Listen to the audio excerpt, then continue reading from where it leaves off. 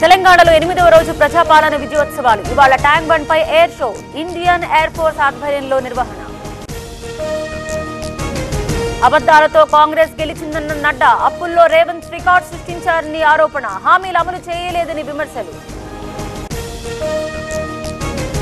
Congress BRS ల DNA ఒక్కటే. కేసీఆర్ రేవంత్ ఒక్క రేషన్ కార్డు ఇవ్వలేదు. కాంగ్రెస్ ను గద్దె దించుతామన్న కిషన్ రెడ్డి.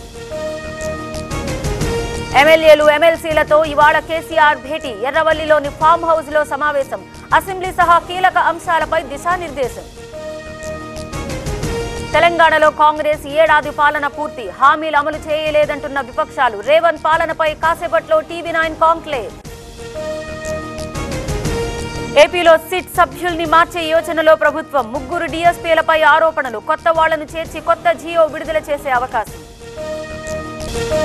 నొప్పి మాయం, సర్జరీ దూరం. మోకాలు మరియు నడుము నొప్పులను ఇకపై భరించాల్సిన అవసరం లేదు. ఆపరేషన్ లేకుండా అత్యాధునిక చికిత్స. Indo British advanced pain clinic. అధునాతన సాంకేతికతతో ఇప్పుడు బంజారా హిల్స్ తో పాటు మదీనాగూడలో.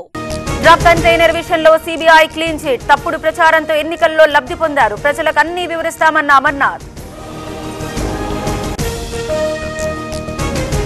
శబరిమలలో పెరిగిన భక్తుల రద్దీ. పంబ నుంచి సన్నిధానం వరకు క్యూలైన్. అయ్యప్ప దర్శనానికి 8 గంటల సమయం. శ్రీశైలం ఆలయంలో భక్తుల రద్దీ. పాతాళ గంగలో పుణ్య స్నానాలు. మల్లన్న దర్శనానికి 4 గంటల సమయం. ఆగ్నేయ బంగాళాఖాతంలో అల్పపీడనం. 24 గంటల్లో మరింత బలపడే అవకాశం. సీమ ఉత్తర దక్షిణ కోస్తాలో మోస్తరు వాన. వికారాబాద్ జిల్లాలో అకాల వర్షం. తడిసి ముద్దైన వరి ధాన్యం. ఆందోళనలో అన్నదాతలు.